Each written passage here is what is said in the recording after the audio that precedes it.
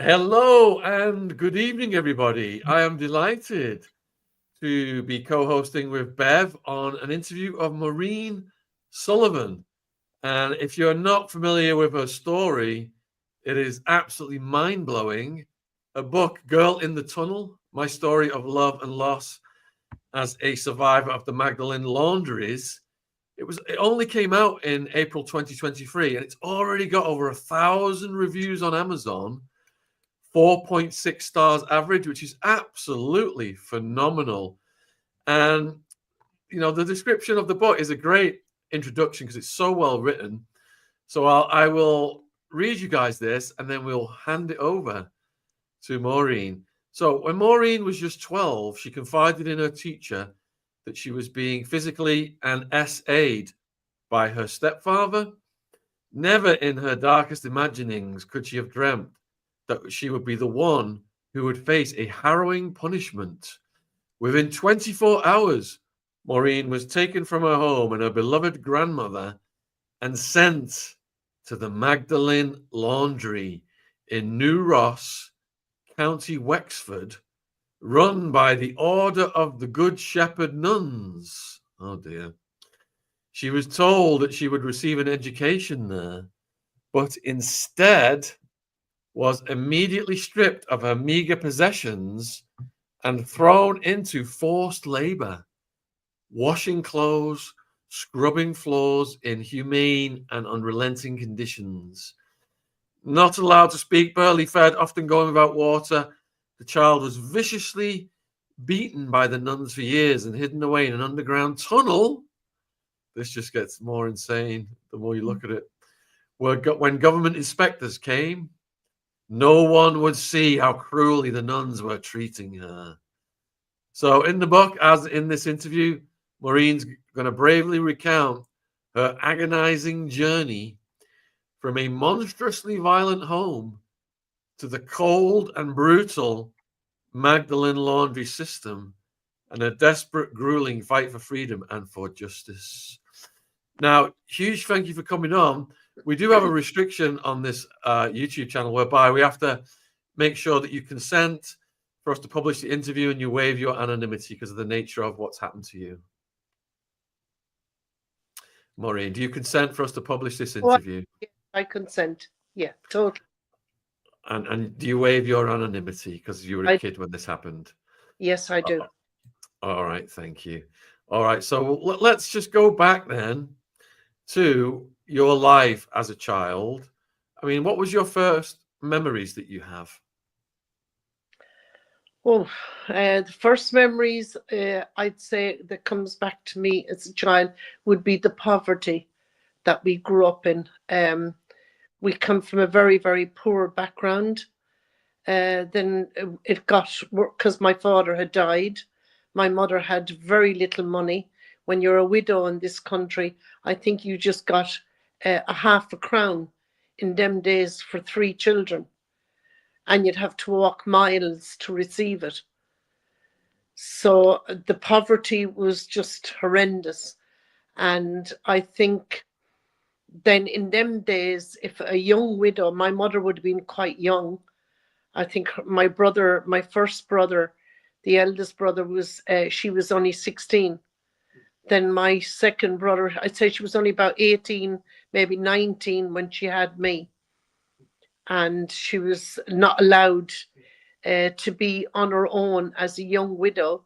It'd be better if she get a man to take care of her and her children. So she would have been introduced to a man by the priest, and she got married, and he was 30 odd years older than her, and she went on to have 10 more children. And I suppose I grew up in that poverty. We moved into his house in the town. We used to live out in the country, and we moved into the town. And then as I grew older, when the abuse started to happen, it was just horrendous. The threat was that if you say anything, you will not see your granny, And my granny was very important to me. She was so kind and so loving towards us. She shared everything with us. She would not eat, but she'd give to us. And that was so important that she would not be taken out of my life. So, these people are so clever at how they groom children and how they can silence us. And the cruel work that I had to do, because at night we had to go to the toilet indoors.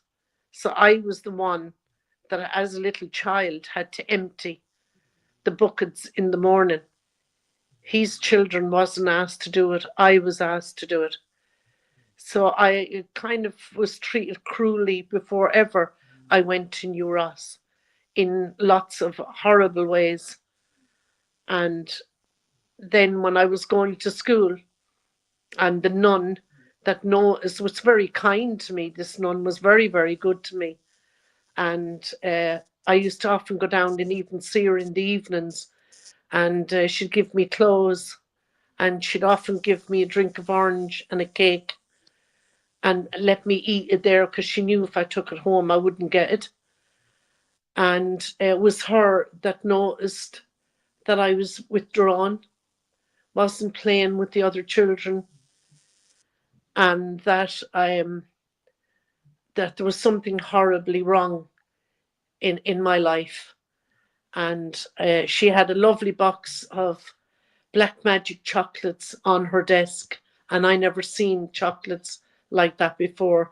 So I was really bowed over by the box, for a start, with the red tassel. And then inside, when I seen the beautiful design sweets, I was just shocked. And she was very kind to me with the sweets. And of course, I started telling her the best way I could explain what was happening to me. And I couldn't explain it in proper words because I didn't know what it was. I didn't know what it was all about. And it was going on, I'd say, from the age of 9, and I was 12 when I first spoke about it. And I think I was really going downhill and getting very ill. And she was the one that noticed. I went into as much detail as I could with her, as she sent a note up to my mother, and the priest was called in, and the priest decided that I should be taken out of the family home and was sent to the laundry in New Ross. The next morning, the laundry van was there for me. My mother went downtown to buy me a pencil case. The nun gave me extra books and covered them for me. That's why I always think in my heart that she meant well, and she didn't think that I was going to be in a laundry. And it was only years after that we were able to put the whole thing together. And a nun opened up to me 8 years ago. She told me exactly what it was all about and how, because I asked her, why was my name changed? Why did I not go to school? Why was I scrubbing floors? And why was I made work in a laundry and I was only a child? No playtime, no other children to talk to. Wasn't even allowed to talk to the Magdalene women. And I hid in the tunnel when the men with the suits would come. That's so that nobody would see me as a child in the laundry, because questions would be asked that why wasn't I at school. It was against the law here in Ireland not to be at your school. So they hid me in the tunnel. One day they forgot about me till late at night. I don't know, because we never seen clocks, we never seen a calendar. So I don't know, but I asked this nun 8 years ago to try and get answers to why they were so cruel. And her answer to me was quite cruel as well, but at least I knew. The rules back then in Ireland and with the Catholic Church was, if your father died or your mother died, That was the end of the family unit. It was the second family that was the family unit. So we didn't count anymore. We weren't a part of the family unit. And then when I said to her, okay, well, why did you change my name? Because that was really horrendous to do a thing like that. That's to stripping you of everything. And she said, we done that for your sake, to protect you. Now, who they were protecting me from, I don't know. But that was her answer. And I said, what about my schooling? And she said, we could not have you playing with the other children. And my boss at the time, he's from Northern Ireland, and he came with me. And she said, asked him if he was a married man. He said he was a very happily married man, and he had 2 beautiful daughters. And she said, well, would you like your children playing with Maureen, that she was an abused child? He was quite taken back and shocked by her attitude and her answer. And she said, sorry, it was wrong. It should never have happened. But we couldn't have you kind of destroying corrupting their little minds. If the children asked you why you were here and why are you at this school, they were afraid that I would tell the children what was after happening to me in the home. So that's why I was punished, and punished for somebody else's crime. That's the way I see it. I was punished for my stepfather's crime. I paid the price for it. Yeah. Okay. Let's go over this much more slowly then. And I appreciate having the bravery to come on and talk about these things. It must be very traumatic. Just going back to you, in the family home again, to have that many siblings. I mean, I just can't imagine what that's like. Did you have good memories of playing with your brothers and sisters, or? Not really, because I was the eldest, the first family, and I was the eldest, and I was the girl. The 2 boys were older than me, and I was always nursing, or feeding, or changing, or wheeling, or trying to get the babies asleep. I think nearly every year my mother was pregnant. It wasn't long. She had 1 baby. They weren't even walking when she was ready to have another one. And no, it was cruel work, hard work for a young child. I hardly ever got out to play because I was always helping my mother to take care of the younger children. And I was only a child myself. Very difficult to live your life like that. Your childhood is gone. You don't have a childhood. How did your mother and your natural father meet? I'm not sure. As far as I know, from what I've been told, they met at a crossroad dancing.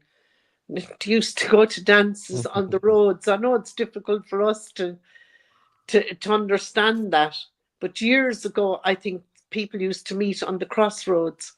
It was crossroads dancing in Ireland, anyway. So that's what I've been told. And what was the attitude of the church? The attitude of the church is I really do get annoyed when I start having to explain this. The attitude of the church is they couldn't have cared less as long as we were little Catholics and we were going into Mass. It didn't matter if we looked half-dressed, half-fed, pale, maybe dirty even. It didn't bother them as long as we filled their church up, and that there was a little bit of money or whatever we had was given to them. I don't think they cared. To be quite honest with you, I really don't think they cared, because they were adults. They had to see and they knew what was going on. So why cover it up? What about school? What was school like for you? School in them days was quite tough. you had nuns that was very harsh, not very kind, harsh, but I still like to get into school to get away from my home. It was different. I seen the children, and we might speak a little bit, and the nuns would speak to us, even though there was harsh times and the cane, the beat you with the cane and things like that. But still, as we got older, a little bit older, it got easier, and it was nearly nicer to go to school than remain in the home. Beverly, you've not said anything yet, and thanks for coming on. Do you have any questions about Maureen's early childhood? Yeah, I wanted to find out, this is based on my own memories, because Maureen and I share a very similar background. Do you remember at all, when you were little, if you used to wait and watch and listen for the footsteps? Because that I recall. I see you smiling. For me, I recall, and I can't close doors to this day because I won't allow the door to be closed just in case. And even though all these years later, there's no danger out there. But did you have anything like that where you used to watch and wait and be vigilant? Could you share with us, please? Yes, I did. I watched, especially when my mother wasn't in the house, because that's the abuse used to start with me. The very minute my mother would disappear, I would just shake. I'd take a fit of shakes, and I couldn't stop. Yeah, the footsteps and there'd be hard shoes in them days, so they'd last, and they used to have these tips on them, and you could hear the noise of him coming, and it was just awful. And he'd come down into the bedroom, or if I was up in the kitchen, and the other children would be sent out to play. Yes, they are horrible memories, and they will never leave my mind. Yes, I don't sleep at night with my bedroom door closed. It's always opened. Did he say anything to you to try and excuse his behavior? No, he never spoke about, and all he used to say, this is private between me and you don't say nothing to anybody. If you do, you won't be able to see your granny anymore. You won't be allowed to see her. That's the only words he would speak to me. Other than that, he never spoke to me all that much. He was a very cold, callous man. And he smoked a pipe, earned more tobacco, and he'd send me down to the pub in Carlow to get his tobacco for him. And I just hate pipes. I can't bear the smell of tobacco, of the pipe tobacco. You'll always have them triggers. Them triggers is going to be always there, but you do learn over the years to deal with them, so that you can have some sort of a normal life. He's horrible breath. The smell of the pipe from his breath was used to just horrible. You have all them memories, and I don't think they ever leave. Maybe for a while, and you work on yourself, and I'm trained to do that now, to work on myself, because I'm a druid, and that has helped me quite a lot. And when I get them flashbacks, I have to think of something that's good in my life and something better, and I do that. I never pull bedroom curtains either. I just leave curtains open. My son often knocked on the door before he'd enter in. Now, he wouldn't open it because it'd be open, but he'd still knock. And he'd say, Mommy, how can you sleep with your curtains open? The daylight is coming in the morning. Why don't you close them? You'll have a better sleep. But I didn't say anything. I just, I said, I like them opened. So we do little things. Yes. It's better to have them open because you can see everything that's around you. That's why we have them open. That's why. I know. counselor told me that, and a doctor and a psychiatrist told me once that I didn't know why I did it, but she said it's so you can see everything, that you're the fear if they're closed, that you mightn't be able to see what's going on. So A few of the viewers are asking. Sorry, do you want to ask a question? Yeah, you got a few of the viewers are asking. How Sorry did about he that. avoid? Did you hear that phone ringing? How did he avoid detection by your mother? A few of the viewers are asking. Did my mother know?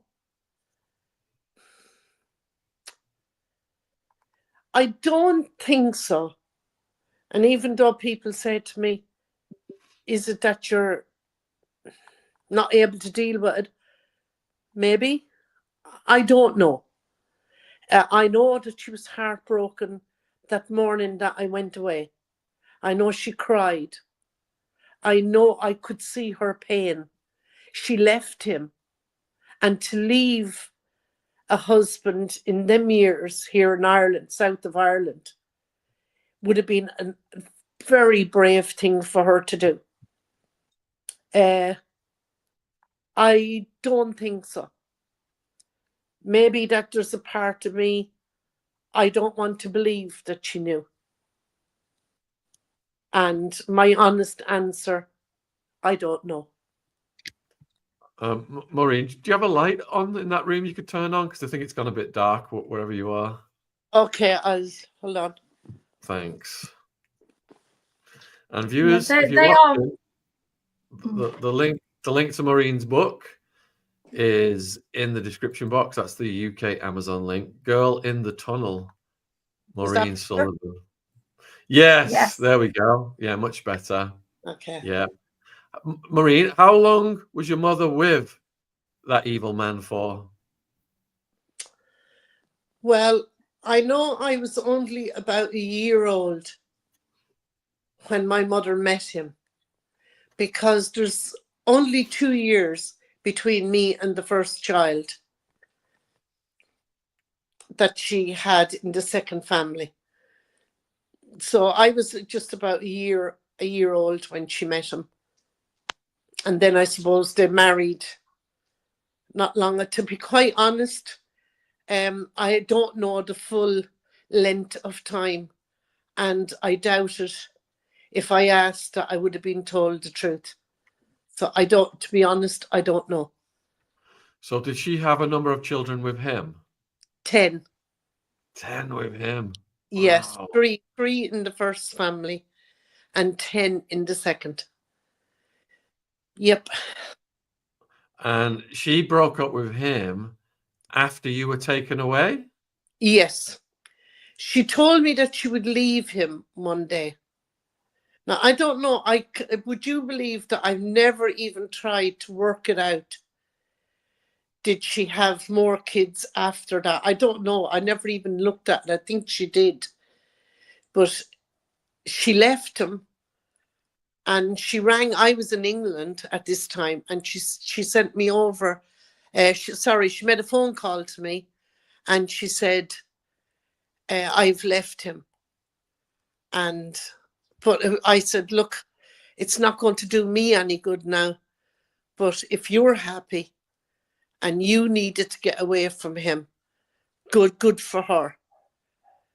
And I do admire her for that, because it would have been very, very difficult for her to do that in this country in them years. That would have been in the 70s, the late 60s, early 70s, that she left him. And that would have been very, very difficult for her. So I always admired her for it, as long as she was happy.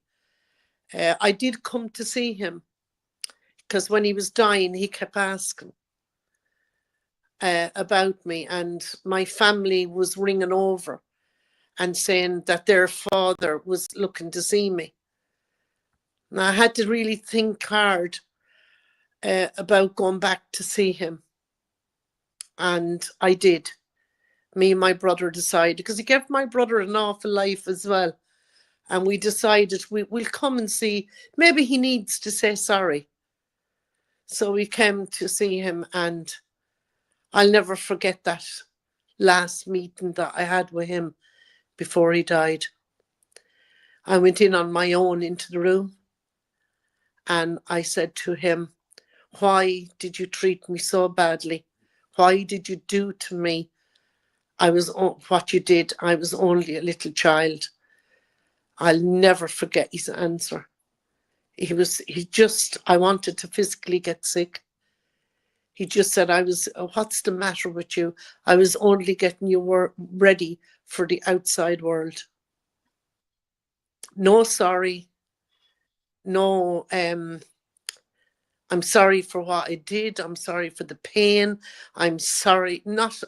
Just so cold and callous.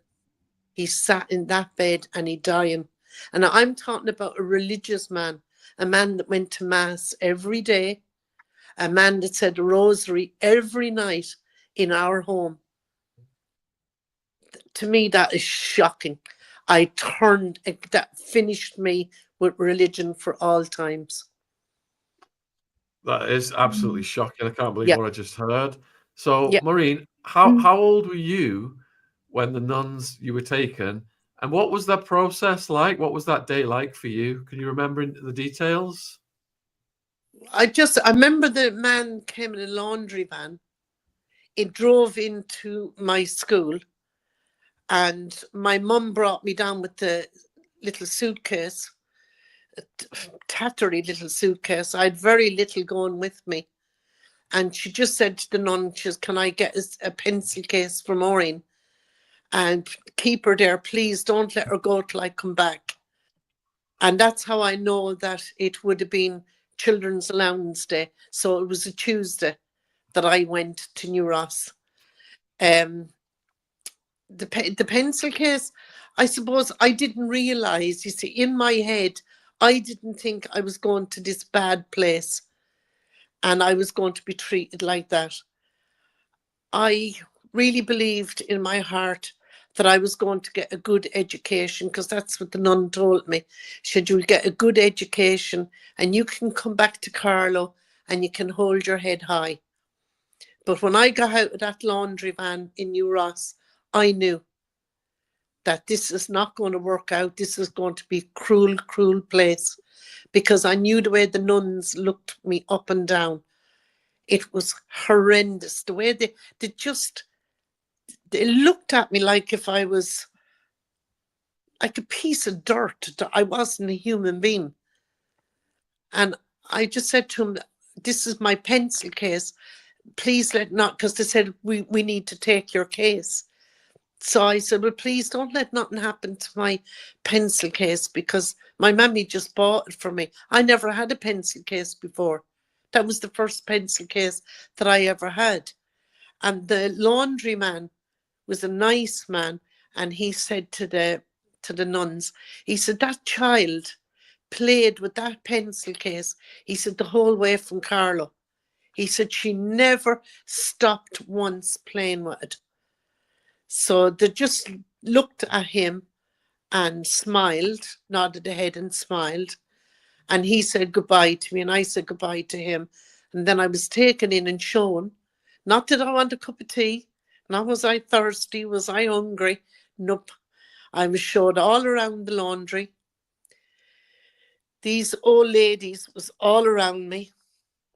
One poor woman thought that I was her daughter. So she must have had a child taken off her, but I didn't realise it at the time. And I thought, oh, well, they're just showing me where they do the washing of our clothes. And no, this was to continue every day. I asked them where was my classroom. They wouldn't answer me. I asked where was my pencil case. Every day I'd ask them and I'd get no answers. I think that was the cruel side of it, very cruel, not to get an answer. It was just awful. How old were you when you arrived, and what did the laundry look like? I was 12 when I arrived. I was just gone 12 in the August, and we went back to school in September. So it was the first week in September that I went to New Ross, 1964.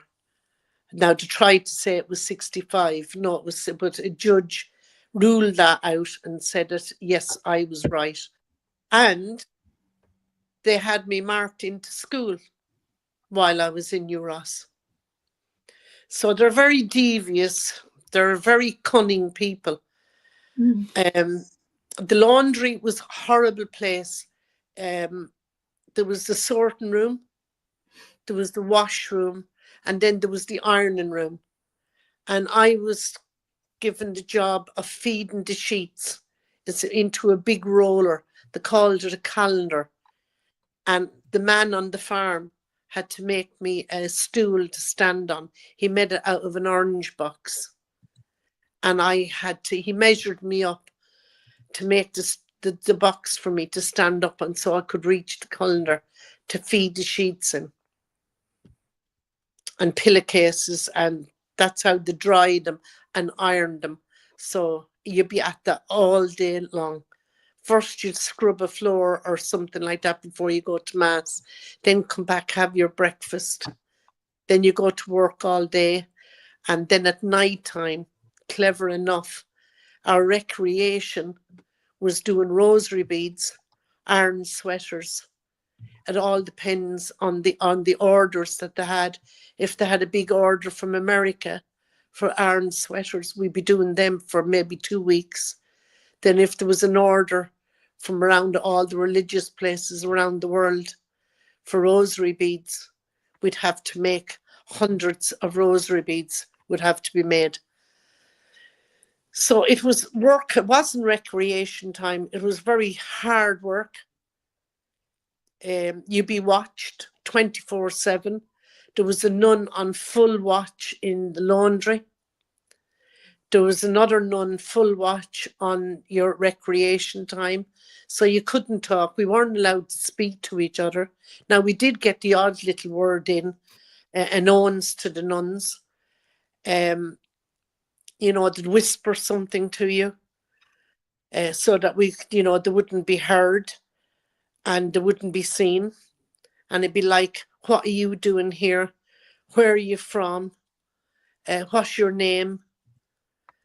And of course, you have to start getting used to the name that you're given there, which mine was Frances. So I got used to that eventually. So you'd say to everyone, they say, what's your name? You'd say Frances, if new women come in. Now, there was very seldom that new women come in, but there did a few. And then some of them would disappear real quick. You wouldn't see them again. I don't know what that was about. I think some of them might have been pregnant, or maybe they were taken out to have their children. This is what we found out in latter years, that's where they went. Can you remember being taken to your sleeping quarters that first night, and what was that experience like? Indeed I do, because it was very confusing. I was taken over to St. Aidan's, and this was the really cruel part of it all. And this is what was so confusing. I was taken over to St. Aidan's, and there was all other little girls in the dormitory, but we weren't allowed to speak to each other. But I was the first up in the morning. That night, I tried to look at the girls, and they would look over at me. One little girl was going, like, trying to call me, and she was going, psst, psst, like that, but the nun heard her. See, we were watched at night as well. There was no time that you weren't being watched. They just kept control over you. That's what it was, control.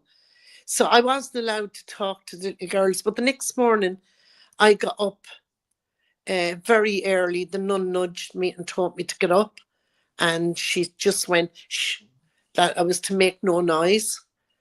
And I got dressed and downstairs and over to the Magdalene laundry and cleaned a corridor over there, and then brought to mass, and then brought back and had my breakfast, and then into the laundry for the day. And that's the first experience of my first day of working, and then the man measuring me up and making the stool for me to stand on. Yeah, it's very it's very confusing because I'm sleeping where the little girls were. I'm supposed to be going to school. I'm over here working in this laundry. I'm not allowed to ask. I'd say, excuse me, sister. And there's no sisters here. We're mothers. You call us mother. Because Good Shepherds was never called sister. That's their name, is Mother. Mother Teresa, Mother John, whatever. And then I think I was left in St. Aidan's for some time. And then I was brought over completely to the Magdalene laundry. I slept with the women then, and that was it till I left there. How many people were sleeping around you? And did you feel safe while you were sleeping, or did you feel vulnerable? I didn't feel safe because there was I don't know how to describe it. There was like a little door in the wall where they used to open it and they'd look in. And as I say, we were watched 24/7. We were watched so much, it was very sick actually and very uncomfortable. You never felt, I don't know what words to put on it. You just didn't feel that you were living, that you were frightened all the time. Were you going to do anything wrong? Am I going to say anything wrong? Am I going to look in the wrong way? And you're not, it's like if you're not living your life. I can't find words for it. It was so cruel. It's hard to find the words for it. This little kind of like a wooden thing would go across, and the nun was looking in. So you'd shrivel up in the bed and you were terrified. And after you go to sleep, because you're so exhausted from the day's work and you're up very early in the morning. So there was no problem with the sleeping. You would sleep because you're just so tired. Did they have a punishment system? And did they punish you for anything that you can remember? Yeah, well, they were very good. The most of their punishment was the 2 fingers on the cross of their big beads. They had a big cross on their beads. And they would catch you with their 2 fingers and they would dig it into you. And that is very painful. You kind of go up on your tippy toes from the pain of it. It'd be into your back, into your sides. It could be into the top of your arm. They dig it into your arm. You would have bruises on you. And it was very, very painful. They would put you standing in the corridor. I've seen some of the women stand in the corridor. They were being punished for maybe speaking to somebody. Mostly as if you spoke to each other, you got punished. I didn't speak to anyone. It's just one day. I know I had creepy crawlies in my hair and from all the heat in the laundry. And I was scratching my head and she came over and dug the cross into me because I wasn't doing the sheets quick enough.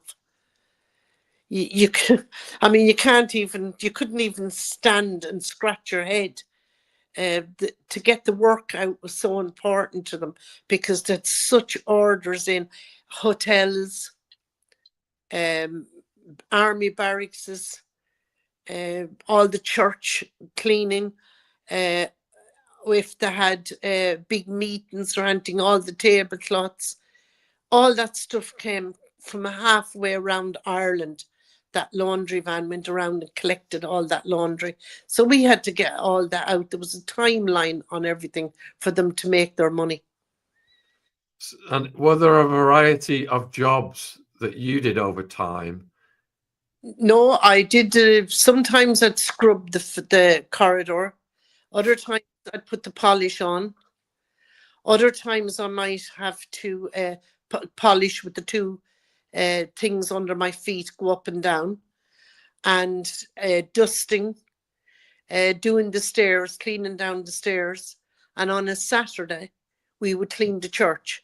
That's how we always knew it was Saturday, because we cleaned the church. How long were the shifts and how exhausting was it? We would be up at 6 o'clock in the morning. Some people say it was 5. I'm not quite sure because we never had a clock. We'd be up at 5. Now you'd either scrub or dry or polish. Then you go on and you go to mass. Then you come back and you have your breakfast. Then you go to the laundry and start work. That would be about up to 9 o'clock. Then you'd work, you'd stop for dinner at 12:30.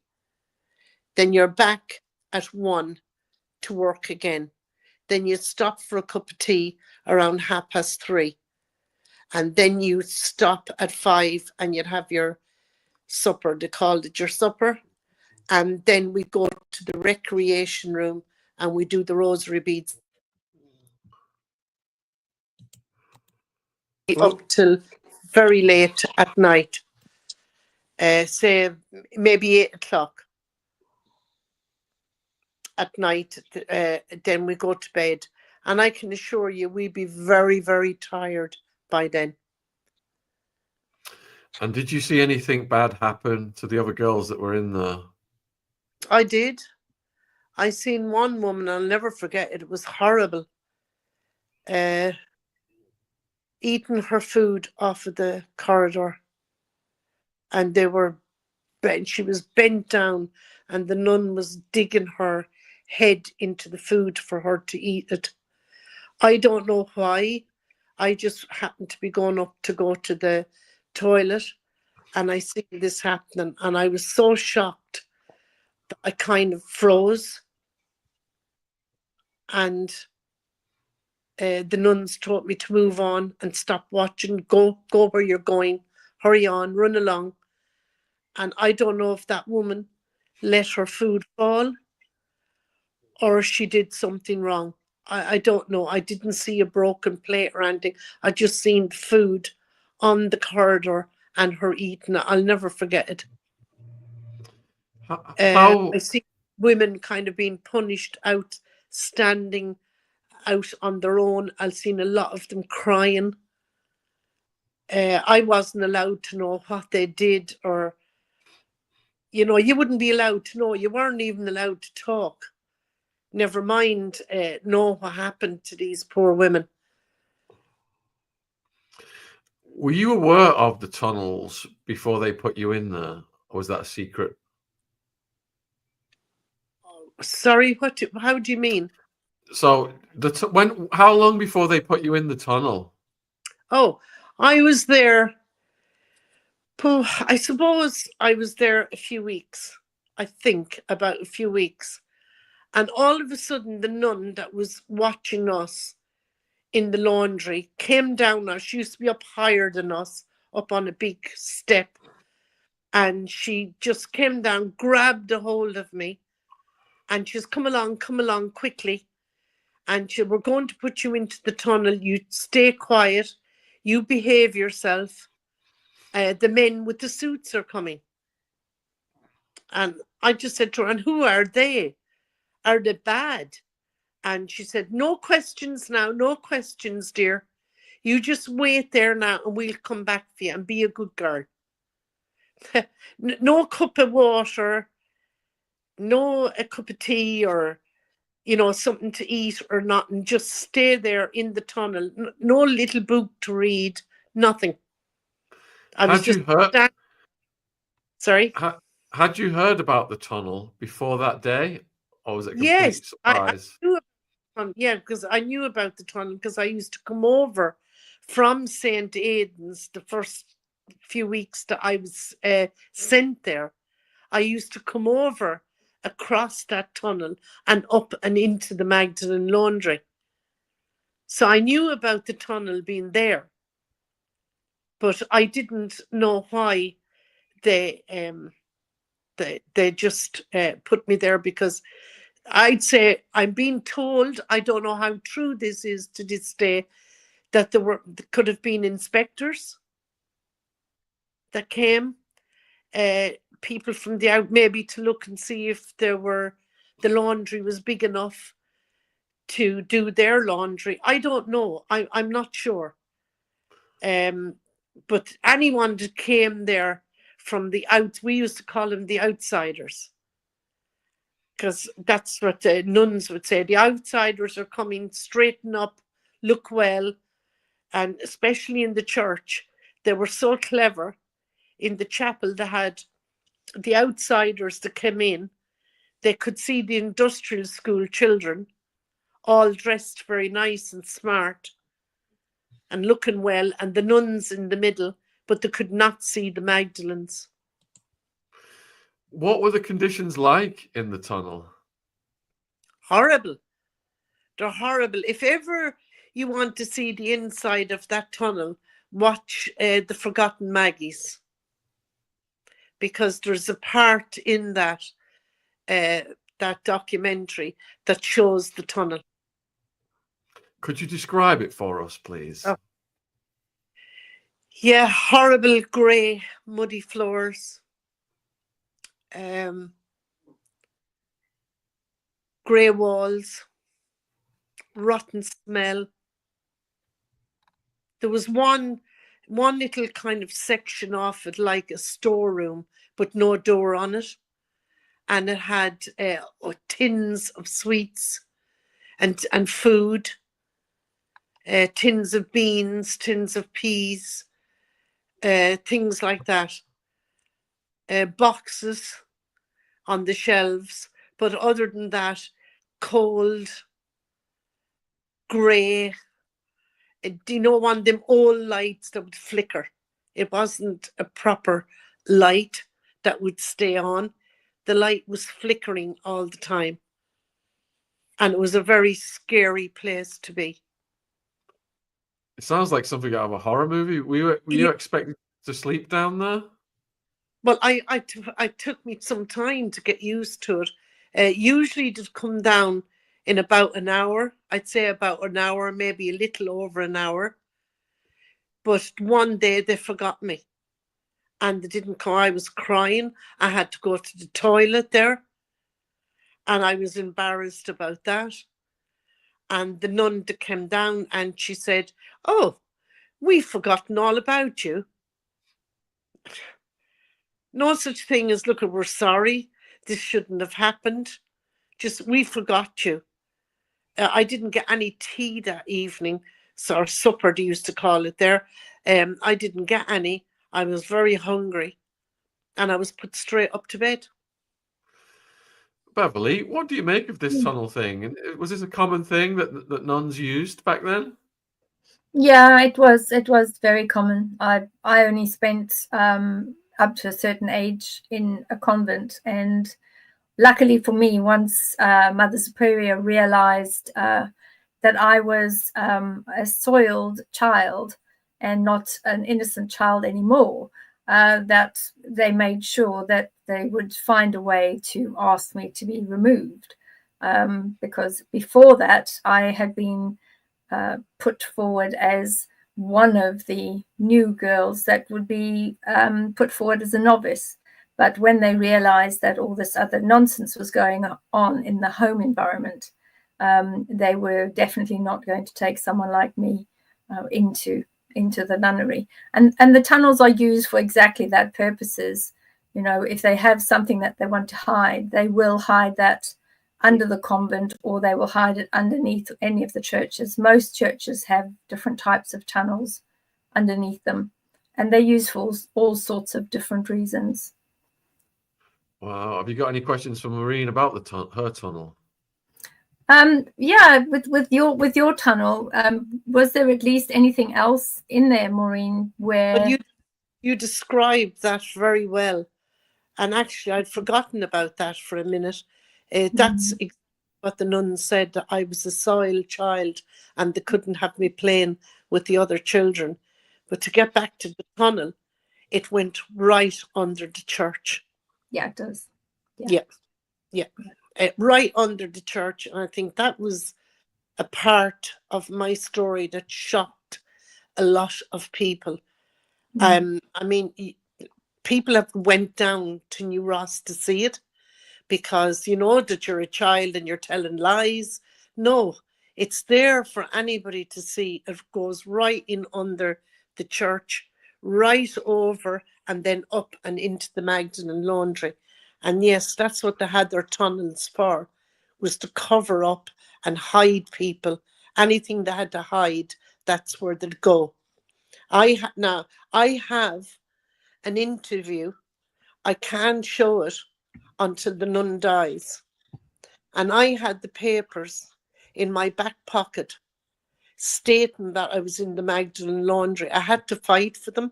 I was told I was never there, that I was imagining it, until I was able to, and my boss said to me, he said, "Where did you make your confirmation?" And I said, "In UROS." He said, "I think you have them." And I sent down to UROS for my confirmation papers. And that's when they admitted that I was there, because before that they were telling me no way was any child of the age of 12 years of age ever working in a Magdalene laundry. I had the papers in my back where they had to send them out to me. And that nun is still telling me to get it out of my head. She said, "Get it out of your head. Never, ever," she said, "was there a child," she said, "in a Magdalene laundry." And I said, "Well, where was I then?" And she said, "Oh, you could have been in the industrial school." And I said, "Well, could I see the ledger of where I was marked in?" And she says, "Oh, I can't show you that." She said, "We have to protect the other people." And he said, "That's fine. Protect the other people. I understand that." But I said, you just go down along where I'm registered, cover the rest."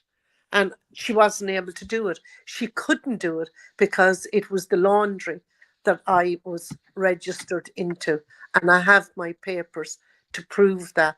I thought I'd never get them papers, but I did. And it was because of my confirmation. After, I think it was about over 2 years, I was there. And then I was sent to a laundry in Athy. I never got recognition for that laundry in Athy when the government was giving compensation to the Magdalene women, which was very little money. It was pittance, but the apology was more important to me. That was the thing I wanted, was the apology from the government, how they allowed that to happen. I never got recognition from being in the blind school. They trafficked me from one place to the other. And I don't care about them not wanting to admit about these places. I have the proof that I was there. I have my papers. Only got the papers for the blind school about 3-4 years ago, and that was by accident. They're still trying to deny and cover my story to this day. And that's why I was determined to bring my book out, and that the world would know what they're capable of, what they did, and how I was treated as a child that was abused, how I paid a dear, dear price with my life for what my stepfather done to me. Maureen, the day that you got stuck in the tunnel, how did you manage to get out of it? I didn't get stuck in it. They left me in it.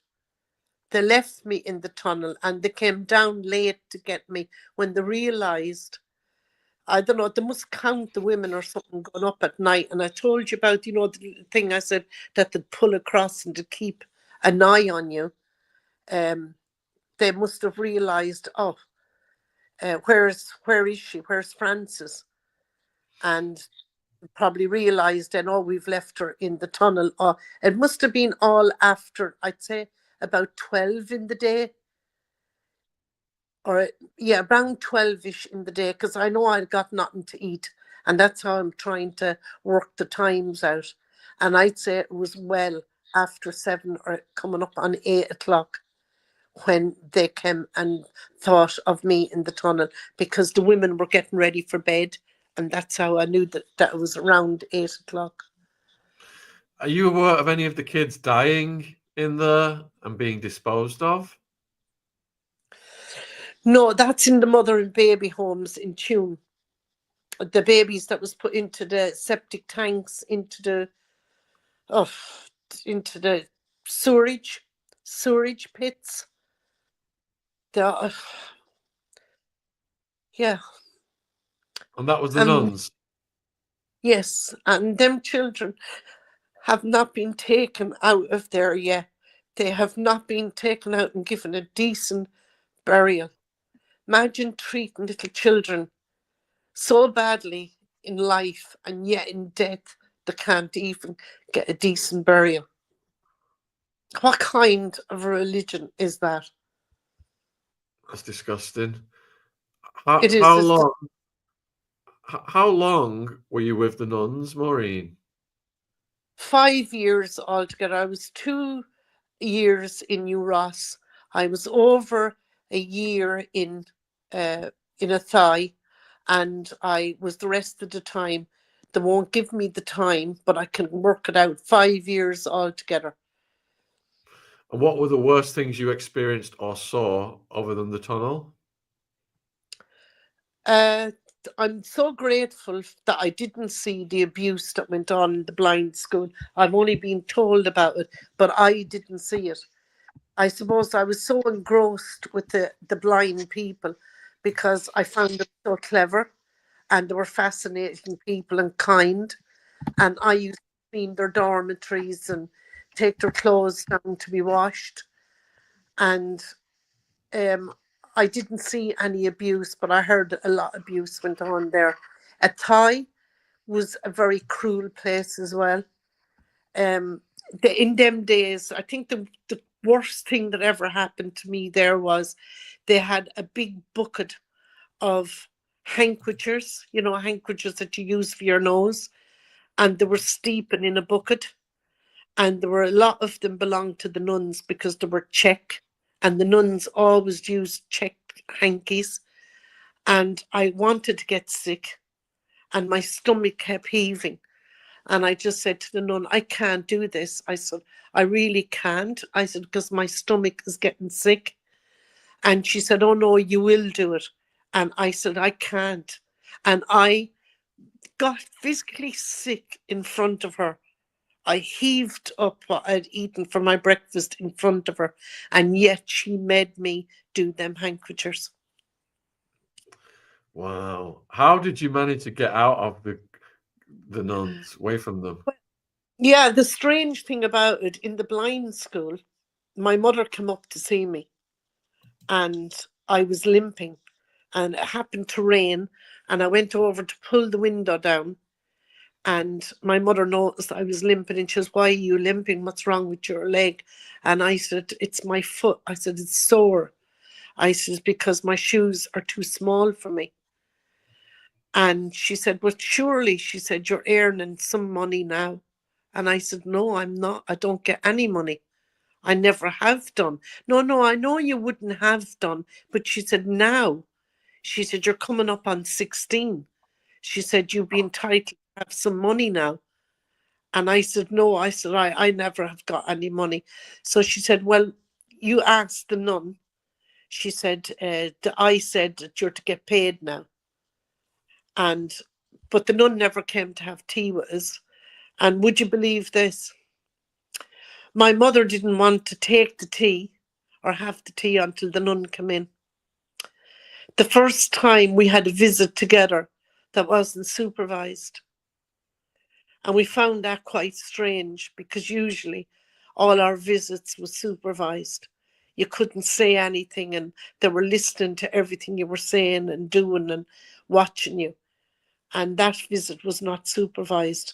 And when my mother left, I went down and I said to the nun, my mother said I should be getting paid now. And I said, my feet are hurting me because my shoes are too small. My bags was packed that night, and I was left down to Kingsbridge Station the next morning. It's Euston Station now, but it was called Kingsbridge at the time. And I was let go back to Carlow. I had no home in Carlow. I was homeless. How could I go back there and face that man again? First of all, he wouldn't allow me in. And second of all, I wouldn't want to go in. So nobody cared. Where was I going to live? I was put out onto the streets. I think it was £5 to give me. And I was put out onto the streets, and I had to get a neighbour to go up and tell my mother that I was down at the end of the avenue where we lived. And I had to go out and sleep on the floor in my granny's, because my granny only had a bed with a mattress that was a big hole in the middle of it, and you'd be sleeping on the floor anyway. So I got a job in Carlow, and I used to have to go in, walk nearly 3 miles in and 3 miles home in the evening. And I got a job in the laundry in Carlow. That was the first job I got when I got out. Then I got a job in the hospital with my mother for a little while. And I left and went to England. So What was it like rebuilding your life after the trauma? very difficult for the first 2 years, I'd say. I come home for a little while because I was very weak and everything in England. We were squatting and sleeping in parks, so that wasn't the healthiest way to live. And I came home for a little while. But when I went back the second time, I got on my feet and I loved it. I just loved London. I have great memories of it, found it a great country. Got to know a lot of Irish people from different counties that we didn't know when we were living here. You wouldn't know anyone from, we say, Kildare. You wouldn't have known anyone from Waterford. But over there, we got to know them all. And the Irish was treated quite, as far as I could see, they were being treated quite good in it. They were hard workers. And I got on my feet, and I think that's where my life really started to begin. That the horror that I suffered in Ireland, I wanted to forget about it and try and get on with a new life. Okay, we had our ups and downs and things happened, but still it was the starting of me having a life. And then about 35, 36, all flashbacks. I was too busy, I suppose, trying to get a job, working here, working there, finding it tough because rent was quite dear over in London at that time. And I suppose it was so hard to get on your feet that when you did, then, you know, I was so busy trying to do that, and I didn't have time to think about Ireland, what happened to me. And then around 35, 36, I went to take my own life because I just got flashbacks. I don't know how it all came against me. At that age, everything started to hit me. And in London at that time, if you did anything like that, you would have to go for counselling. So that was the first time that I ever spoke about what happened to me. It was to How that lady, Scottish lady, lovely lady. And, you know, that was for all them years I never spoke about it. I never told anybody where I was. I never told anybody what happened to me. And did that lift the weight off your shoulders, speaking about it? Yes, it did. Because you're holding that inside. You're holding that pain, that hurt, that brutality that was did to you is held inside you, and it's going to do something to you, make you sick, maybe take your own life, maybe end up an alcoholic, a drug addict. And I'm so grateful that that didn't happen to me, that I got that chance to tell that lady. She knew. She said, no, there's more to your story. I said, oh, I'm just depressed. I think I just got a bit of depression. She says, no. No, you didn't. She said, there's more here. And she worked on it and got me talking. And it was a release of evil.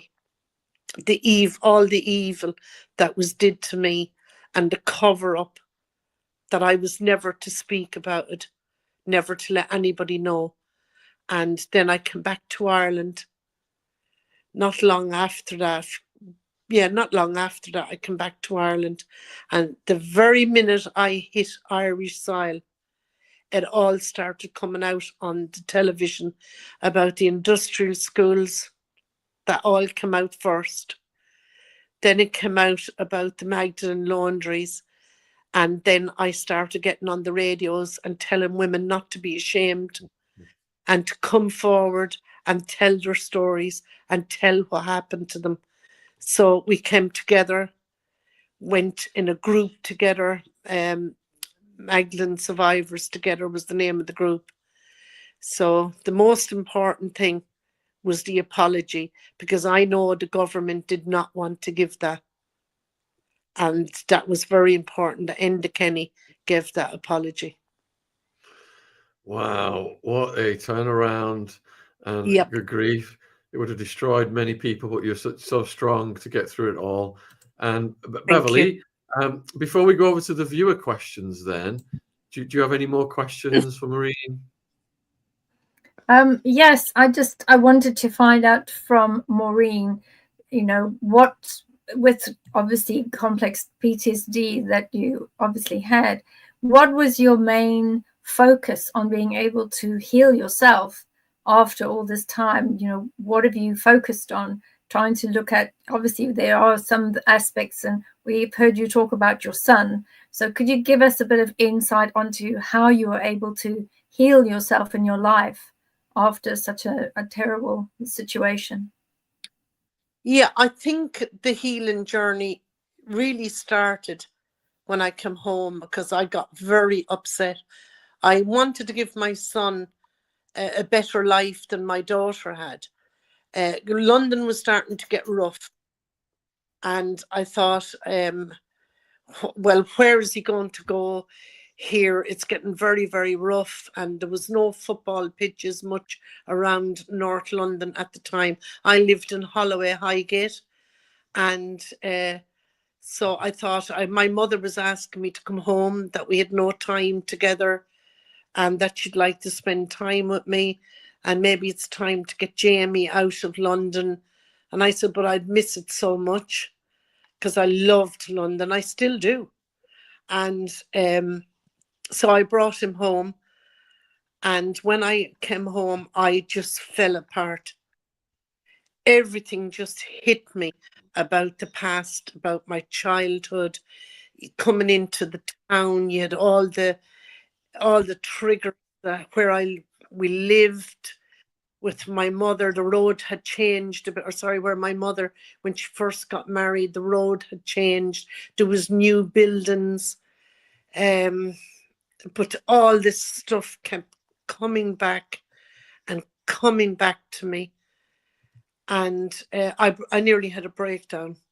So I went to this lady. She said, I got friends with this woman. And she said, I go for counselling. And I said, I don't think I trust anybody here. And she said, well, this lady is English. She said, would you go to her? I said, oh, yeah. I said, I will. So I went to her. She lived over a few miles from me. So I went over to see her, got on great with her. And she told me about Olivia Robinson, and she told me about Druidry. And I said, well, I don't know. I said, I have to think about it. And then the more I got into it, the more I loved it. And it's all about Mother Earth. It's about doing right by another human being. It's about speaking up where you see wrong, which is very difficult to do in this country. It's about healing yourself, because if you don't heal yourself, how can you help others? So that's how I started to heal. I joined, took some time, and I needed to really trust it, that it was good and that it was going to be good for me. So we went out and we started getting into Mother Nature, and I'd camp out a few nights with them and things like that. And it took me a few years, and then I decided, yeah, I'll be trained in this. And that's what healed me, was Druidry and Mother Nature. Yeah. That's wonderful. Thank you for sharing. Thank you. So viewers, if you've got any questions for Maureen, please put them in the chat. And if you want to get the book, the link is in the description box for the UK Amazon. And Girl in the Tunnel, it's got over 1,000 reviews, 4.6 on Amazon. It is doing really good. All right, so we've got a few questions coming already. And Amy wants to know, did any of these vile people end up getting arrested? And how old were you when you left? I was 16 when I left. Not one has been arrested. Why do you think that is? Well, they have the power. That's just the only thing they have the power. There was one priest here arrested, I think Smith was his name. And his performance on the television, on the news, would tell you all their attitude. Not one nun has been arrested. Not one has been questioned about the treatment of the children in Tuam. Not one of the Magdalene nuns has been asked, come forward and ask, why did I hide a child in a laundry and hide her in a tunnel when somebody came in because she was abused in the home? I mean, not one. It's just shocking. It's disgraceful. Shame on Ireland. That's all I have to say. Shame on the government as well. Question from Agent Orange. Did anyone ever show you compassion or give you some sort of hope in humanity? In the school? In the convent? No. Yes. No. Not one bit. They were so cruel and so unkind that I know how people find it difficult to believe. They were so harsh. I just don't understand it myself sometimes, that how could have been so cruel. Question from my partner, Jen. Thank you, Maureen, for sharing your story, such a strong and inspiring woman. Did you ever hold any resentment towards your mother? Yeah, little. But yet in my heart, I used to feel sorry for her, because I know she'd a rotten childhood herself. I know that her life wasn't good. She was married at 16, left a widow by the age of 18, 19. I think I was born when she was 19. My heart used to go out to her, having child after child after child. It was horrible. She never had confidence. My mother was never at a dance. My mother only in latter years went out for a meal. She went down with an awful stroke. She was paralysed down one side, lost her speech, and was 13 years in the hospital where she worked all her life. She was never taken home after her stroke, even though she had 13 children, which is disgusting. Wow. Yeah. So my heart always went out to her in the way that I do feel a softness for her. I'm not sure if she knew about the abuse, to be honest, until I spoke up. At first I used to say, well, no, my mum didn't know, and she only knew on that day when I went up with the letter, and that was the first of it that my mother knew. I don't know. Now I think differently. I'm not 100% sure. I don't want to accuse her in the wrong either, but when I found out last year that other children were being abused there as well, she's got to know something. So we've got a comment here from Lucky Sanity. My Canadian friend's great-grandmother was a Native American First Nations woman who was stolen as a child and forced into a laundry. So is this stuff happening in different countries around the world at the same time? Yes, I've heard of that, and there was laundries in America as well. Yeah. I did hear stories of it, yes. The next question is there a movie on the Magdalene laundry? Yeah, there was an old movie made on it way back. There's documentaries on it now at the moment. There's documentaries. The Forgotten Maggies and Ireland's Dirty Laundries. I'm in both. yeah, I think I watched the movie with my parents. So is this still going on worldwide? That's the next question for you, both of you guys. Yes, yeah, it is. I personally know it's going on worldwide. Yeah. Yes. And very much in Ireland. Sadly, I don't like saying that, but you have to speak the truth. And it's very much covered up in Ireland. We are I'd say one of the worst countries. I'm not saying that it only happens in Ireland. No, these things happen all over the world.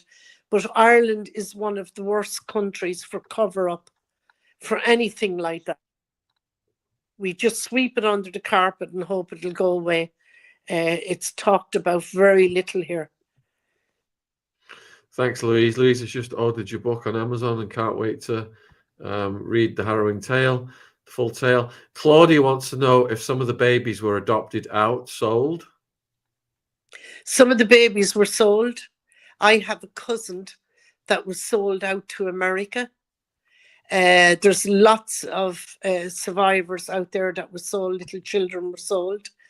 A lot of the worst ones is the fostered out children that is getting no recognition here at all. They were sold out. There was one story that was on a documentary, and I forget the name of the documentary. I think it was so harrowing that I just cried and cried and went off to bed. And the man that was fostered out was repeatedly raped by the son on the farm, and he used to have to get into the bed with the guy's mother to be her hot water bottle because her husband died, and he had to, this little boy was put into the bed to warm the bed. He told the story on the television here in Ireland. It should be all over the world now. And it just horrendous the way that these children were treated and these are not by the religious orders, these are by farmers, people with businesses, the way to treat these people. And they're getting no recognition here in Ireland. Well, they're left out of the mother and baby scheme. They're not brought into the mother and baby scheme, which is horrendous. Bodies have been found in Roscrea Abbey. That's another mother and baby home. It's not only Tuam. There's bodies of children buried in Besborough. That's hardly ever mentioned. And let's never forget when High Park Magdalene Laundry was sold, the nun said to the gravedigger, and this is on document, you can see it on the Forgotten Maggies, it spoke about, the gravedigger said to the nun, I think you got it wrong. You told me there's only 120 bodies. He said, but there's a lot more. He said, some of these women, he said, have got plaster Paris still on their arms, plaster Paris on their legs. There was one woman with no skull. They were taken out of the graves in High Park and taken to Glasnevin after 12 o'clock at night. This is a known fact. You can research it. They were taken to Glasnevin after 12 o'clock at night and just cremated. No questions asked.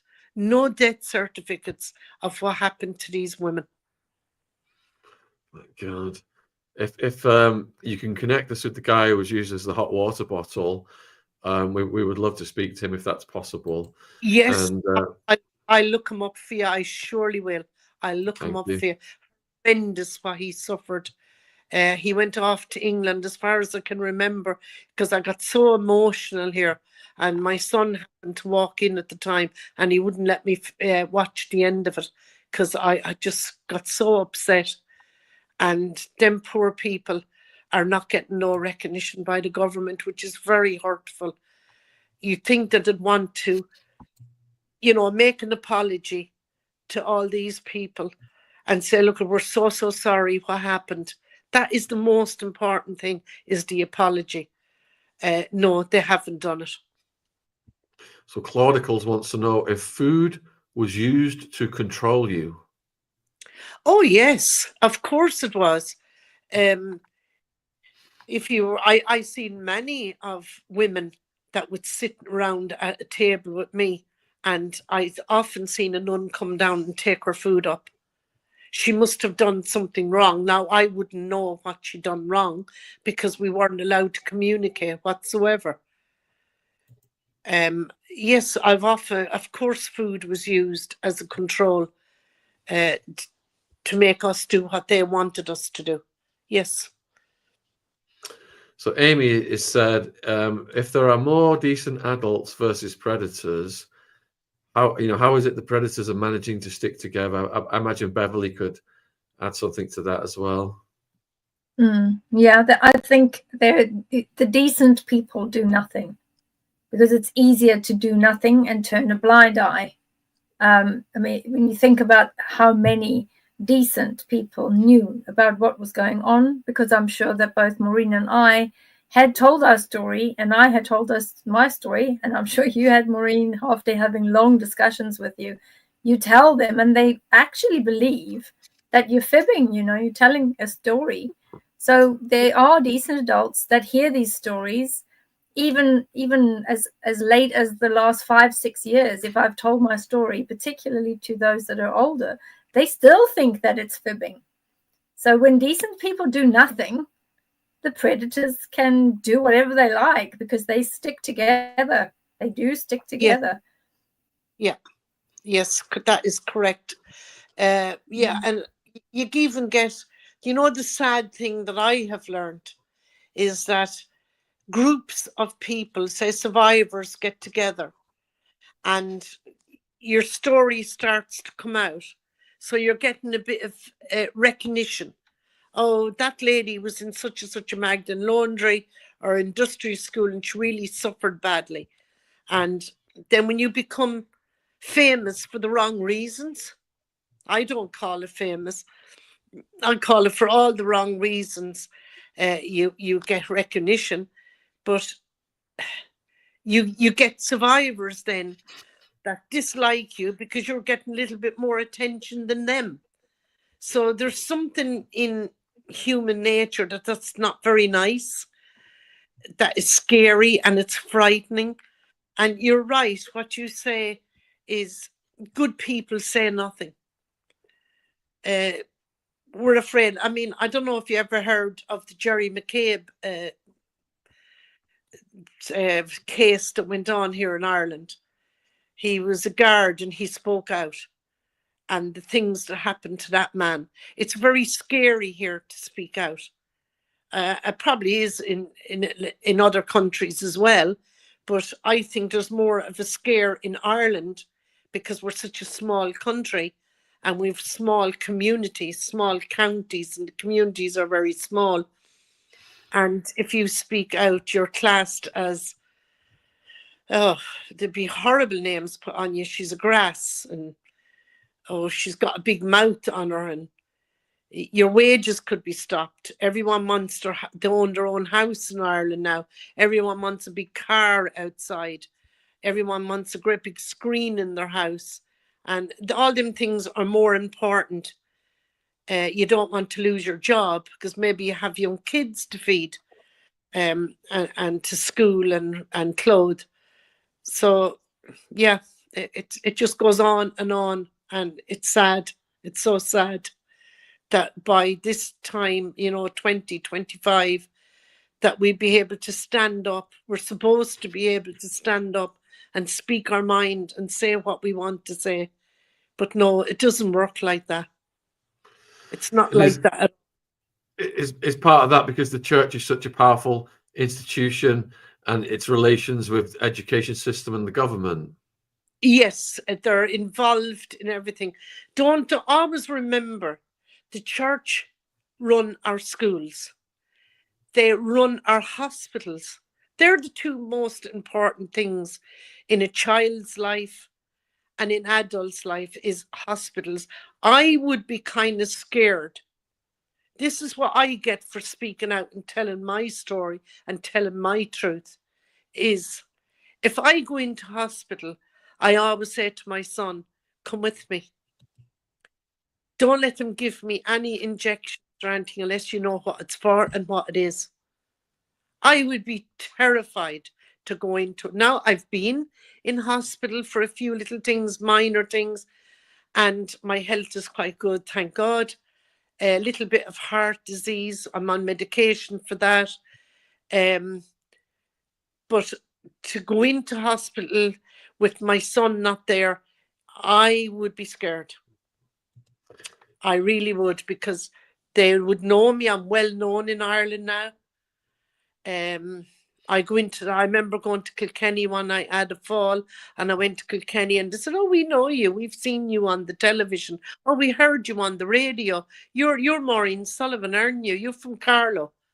And it's scary because they are in control of the hospitals here. They could say, well, look, do away with her. She's caused us a lot of problems. She's brought out all this stuff about us, all these stories about us. And, you know, I'm not saying it would happen, in fairness. I'm not saying it would, but it could. So Sharon wants to know about your relationship with your siblings. And I'm curious what they think about the book. Well, I did ask them. I did say, because as I say again, I know I'm repeating myself, that we live in such a small community. And my daughter couldn't care less. She said, oh, you do your book, you tell your truth, Ma. That she didn't mind. My son was a little bit hesitant. He thought about, which is a good thing, he thought about it for some time. And I said, you know, you can't come back when the book is out and say, oh, you know, I should never have agreed to that, or you shouldn't have done that. I said, once it's out there, it's out there. So I said, please think about it. Make sure you are comfortable about it. And if you don't want me to speak about it, I won't. They would have been the only two in my life that would have kind of made me not speak. If they didn't want it, I would have left it. But no, they encouraged me in every way. My son was brilliant. He did go away and have his think about it. And he came back and he says, no, you go ahead. I'm 100% behind you. Anything I can do to help, he said, just let me know. And I said, no, I prefer if you just stayed in the background and don't let it get to you. Now, he did come a few places with me, down to New Ross, and he went down and into the tunnel. And we done a documentary down there for a French company. Oh, it was years back now, when the stories first started to come out. So yeah, no, they're fine. They're comfortable with it. The new generation of Irish is different. They're grown up in a different society, in a different kind of a different world than we were in. No priest is going to tell them what to do, and it rightly so, and I agree with it. They're not churchgoers. They're not into the church the way that we were bet into it and brainwashed into it. They're a different generation. So no, there's no problem with my kids. You're getting asked about why, after you got away from the nuns, did you go to work in another laundry voluntarily? Wasn't that traumatic to be repeating that? Very, but I was hungry. I had nowhere to live. I had to. The only thing I knew how to do. I didn't know how to cook. So I don't think anyone in Carlow was going to ask me to make rosary beads. So, and iron sweaters, I hated the wool. It was kind of oily and I couldn't do that. So the only thing I knew was the laundry here in Carlow. It was a private laundry here in Carlow. And I said, if I get in there, I can do the sheets, I can do the calendar. And they thought, they were fascinated with me. They couldn't get over how good I was. But it was horrible. And I just couldn't do it for too long. But when you're hungry and you've no clothes, you've no toiletries like your hairbrush. As young girls need a little bit of makeup, things like that. Yeah, I did go work in the laundry to get money. Yeah, it was necessity. So Billy was wants to know if the, if these stories are all over the TV, how can they keep covering it up? Because I'll tell you how they can cover it up. Because the justice system here in Ireland and our government is not taking these people to book. That's why. Not one nun has anyone gone in and arrested them. 2 orders have gave some money towards the mother and baby homes. Just 2 orders. And that's on the news here yesterday and today. The rest of the orders are refused. One has given, I think it was 60,000, and another order has given a building in Dublin. They should all be brought in and asked, why did you do this to people? Why did you cover up PDF for these people? Why was that covered up? Why was this child's education taken from her? Why did you treat these women in this way? Why was these bodies taken up out of Hyde Park? How come there was no questions asked about these women? How did they die? What happened to them? Where's the death certificates? You're getting asked, were you able to find happiness after the nuns? I found happiness now, later on in life. I found happiness. It took me years. And yet there's all this heartbreak of, say, the fostered out children not getting recognition. That upsets me. Look at the past. They'll say, well, it's in the past. Yeah, well, the 1916 Rising, that's in the past. When the British took over Ireland, that's in the past. But why do they keep bringing it up? Why is it part of our history? This is part of our history. This happened. This is our history. Magdalene Laundries existed in this country. Women were treated very badly in this country. Children have been abused in every form in this country. And that is a part of our history. And they have to just recognize it and deal with it and bring these people in and say to them, look, why did this happen? Just get the guards to go out and say, right, we're going to sue you, or we're going to take you into court. We won't sue them, but take them into court for the wrong they have done. So you're getting asked, do you think that your mum finally snapped after they took you? Yeah, I'd say she did that. Young children to take care of. She was out working herself because my stepfather was useless. He was good for nothing, only lying around the house and abusing children. My mother had to go out and work, and worked hard. She worked in an old folks hospital, was very kind to people, and come home then and do another day's work. And that would have took up her mind and her time. And I'd say eventually, yes, when she left him and everything, yeah, I'd say that everything came to her and she said, I'm getting out here. I have to get away from him, because that's what she told me. I'll never forgive him for what he did to you. I'm so sorry that happened to you. And I think she was genuine when she said that. Okay, you're getting asked whether there was any way to tell your mum what the nuns were doing to you at the time, or were you there was no communication methods back then? No, if you wrote a letter out, it'd be read. And if there was nothing right, if the right things wasn't in it, it'd be tore up and put it in the bin. And then when my mother came down to see me, the visit was supervised. and in Athy, the visit was supervised. And for good luck, it wasn't supervised in Dublin.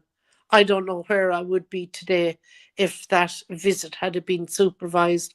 I don't know what would have happened, but that's what got me out of there, was my foot being sore from small shoes and the visit not being supervised.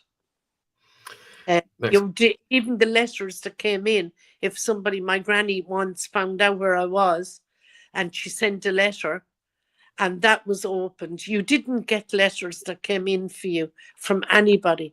They would tear them up. So Taniels wants to know, were you sent to the tunnel because you were the youngest? Yes, they didn't want anybody to see a young child working in the laundry because it was against the law. That's correct. So D. Robinson wants to know, how did you navigate personal relationships, dating after what had happened? Very difficult, hard. I had my daughter in 1972 to a lovely man. He was from Northern Ireland, but I couldn't really have a healthy relationship. I'll put it like that, a healthy relationship. I wasn't able for, like, he'd be kind and he'd come in at night after a day's work and he would say, hello, love, how are you? And put his arms around me. I couldn't bear that. And I just said, go, go over, sit over there, I'm fine. And he used to call me, he used to say, oh, you're a cold, cold woman. My second relationship then to my marriage, my son's father, lovely man. I was very lucky in life in that way. Lovely man, very kind man. He's passed, and but I couldn't have a proper relationship. It was just not, there was something wrong all the time. There's just something wrong and something missing in my life, and that's just the way it is. There's nothing I can do about it. All I can do is just bring a little bit of happiness to myself every day. I have one granddaughter, and she's lovely. She's doing very well. She's very healthy. My son is doing well. My daughter is not doing all that well. She has a drink problem. She lost her child way back in London years ago, and she took to the bottle. If I could help that and turn it around and change it, that would be wonderful. But unfortunately, she's 52. I can't change her life. She's a grown woman. I'm there to pick up the pieces. When she falls, I'll be there to help. That's all I can do, is just do the best I can. Have you had a chance to watch the movie Small Things Like These, where I the guy sure, did, yeah. is it realistic? I loved it. It's not everybody that likes it. It's not everybody can see the important things in it. And I'll tell you why I loved it. I love the compassion that man had. Would have a lot of men have taken that woman out of the laundry? I doubt it. I don't think that would have happened, that you would have done such a kind thing. I love the part where the nun, the truth was brought out in that movie. It was made from Claire Keegan's book, Small Things Like This. Lovely woman. I met her, but I'll talk about the movie first. It brought out the part where the nun said, if he went out and said anything, what he's seen there, you have children that comes to our school. And he says, yeah. Should you've one girl? No, he said, I have two. Oh, you've two. Yeah, that was as much as say, you open your mouth and we won't be educating them. That is a fact that went on here. They are capable of that. I think the other important thing in it was the lady in the pub that said, you know, be careful going down the road against them. They have their fingers in every pie and they could do you damage. Don't forget you have a business. That is a fact. That is the truth. They would have destroyed, back in them days, they would have been able to destroy your business. And another thing that the world should know, when my brother left school, at the time that my brother would have left school, they would have needed a letter from a priest to get a job. If you stepped out of line and that priest knew anything about you, you would have not got that job. If you didn't go to mass and you didn't put your bit of money out of your pocket into their box, you would have not got a job. If you were in court for something, we say you done something wrong. I've heard loads of people talk about it. Oh, get a letter from the priest. So you could have been after abusing somebody down the road, and all you had to do was get a letter from the priest and you were fine.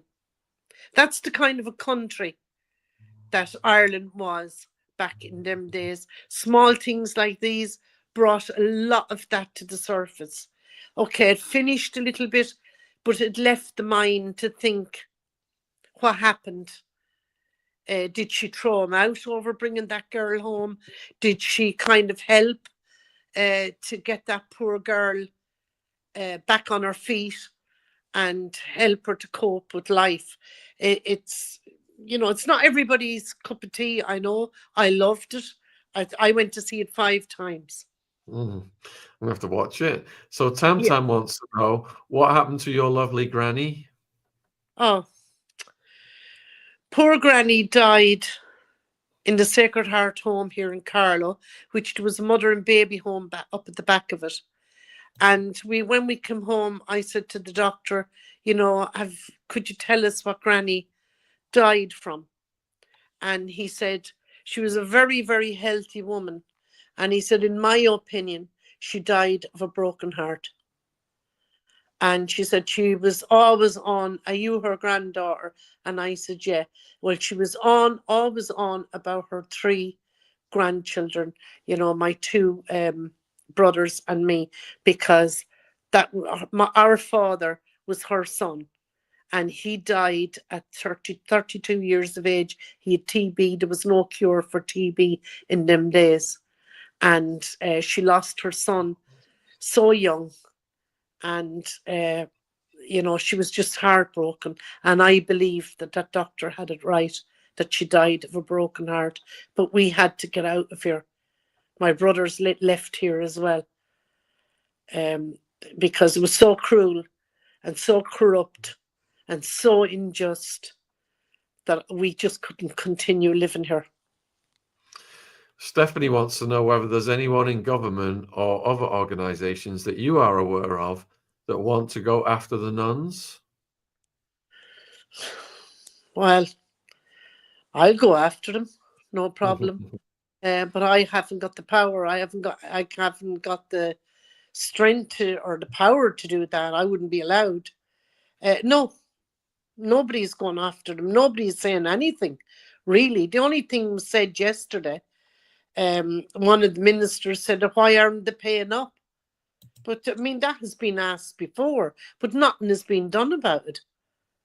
I mean, if that was drug dealers, you'd have cabin on top of them, and rightly so. Yes, rightly so. But what's happening with the religious orders? All the pain and all the torment and the trouble and the evil and the cruelty and the murder, because as far as I'm concerned, they have murdered some of them women. They kept them in there all their lives until they died. What were they doing with plaster Paris on them? Their arms was broke, their leg was broke. What happened to the woman with no skull? Nobody has asked one question. We know about it, it's been written about, but no, that's it. That's the end of it. It's terrifying that people do these things to kids. Yeah. It's disgusting. Scary that people would do them things and that society looks up to them. That's the scariest side of the whole lot of it, that society looks up to these people. Beverly, do you have any final questions for Maureen? Yes, I was wanting to know, you know, with afterwards, because we all know that having been through these horrendous aspects, have you been able to have peaceful nights, rest, and are you past the period that we go through when we have the night terrors, and we find that eventually when we get older, as you and I, there's only about 10 years difference, so we are able to actually get some decent sleep finally. Have you got to that point of peace in your life yet, Maureen? Not really, no. I'm getting there. I am getting there. No, I'm in counselling to this very day. Okay. So that's years and years of counselling. I think I'll always be troubled by what happened to me when I was a child, what my stepfather did, and then the horrendous cover-up of people that we trusted. They were trusted with our education. They were trusted with taking care of us, taking control of us. It's very hard to heal all that. I'm doing good and I'm getting there. And I do find some happiness in life. I love going out in nature. They're my favorite things. And I do find peace out there. And I love animals, and I'll go and feed cows and horses. I think the farmers are fed up of me bringing out carrots and apples. And I just, that's what I do. Will I totally find peace? I don't know. I don't know. I wish that for you. I really, really, you know, from one survivor to another, I really wish that for you. I really wish it. Yeah, thank you so much. Oh, you just got a final question for you here that's quite interesting, and that is, where was the Pope in all of this? Oh God. Yeah. Some people here to this day will say to you, oh, that couldn't have happened. Well, now we know that it did happen. There's enough on the television for them to know. There's enough proof. The Ryan report, the Quirk report, it's all there. They know it happened. Some people will say, oh, well, they're all not bad in the church. They're probably not. There probably is good people in the church, but I don't hear them shouting. I don't hear them standing up and saying, hold on a minute, this was wrong. Where are they? And where was the Pope? Because the first thing I thought of when I came back from England and I heard about all this coming out on the television, which I thought it would never come out, but it did. So we are getting places slowly. But I was saying, oh my God, the Pope is going to go mad that this went on in his convents, that his nuns was evil, and that the priest was abusing young children, and the Christian Brothers was abusing young children. Not one word from him. All cover up. They covered it up. They didn't want to hear about it. They gave no apology. It's just disgraceful. And that's what it is. It's disgraceful. Wow. Well, you've been speaking for almost 2 hours, Maureen. It's gone really fast. It's such a gripping story, albeit harrowing at the same time. And we salute your bravery for sharing it this evening. You know, there's a lot of pressure. There's a lot of pressure when you go live, and you've done really well. Give very detailed, honest answers. Is there anything you'd like to say in conclusion to the viewers who've been watching this with us this evening? Well, I'd like to thank them very much for listening. And I'd like to thank yourself and that beautiful lady there for giving me the opportunity and the chance to tell my story, because for years I could never tell it.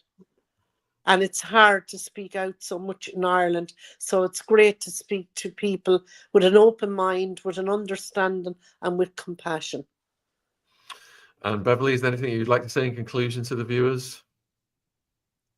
Yes, I would like to say thank you to Maureen for agreeing to come on the show after all our discussions, after our mutual friend put us in touch. And I think it's really great that you're able to do this.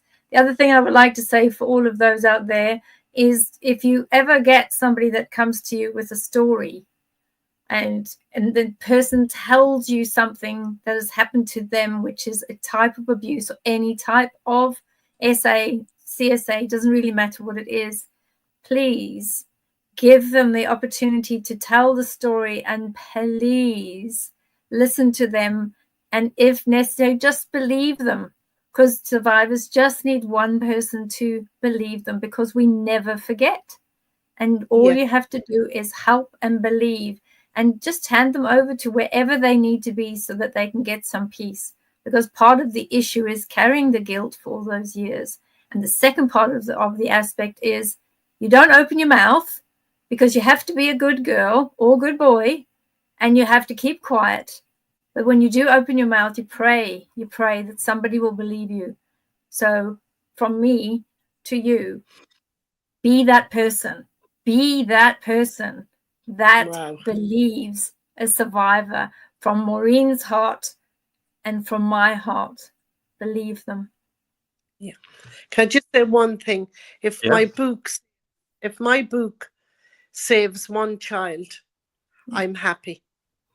And please, as Beverly says there, please believe children, please listen to them.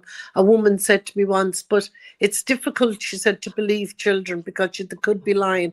But I said, isn't it great if they are lying? I said, don't worry about if they're exaggerating or lying. A child does not lie about things like that. How would they know? You know, it's about using your brain a little bit and being a bit of compassion and facing the truth. So, Beverly, thanks for bringing that up. That's so important. Thank you, Maureen. And if you're watching in America, it's a separate link for the book. It's on Amazon USA. So that link is in the description box if you're watching on replay. I'll put both of the book links, the UK and the US one, in the live chat right now. Huge thank you to Maureen. Huge thank you to Bev. We'll be back with more content tomorrow. And if you missed the show we did the other night with Kelly, who was human transported at age 6 to elites, this video, when it ends, it'll take you over to that one. So good night, wherever you are in the world. Look out for the kids, folks.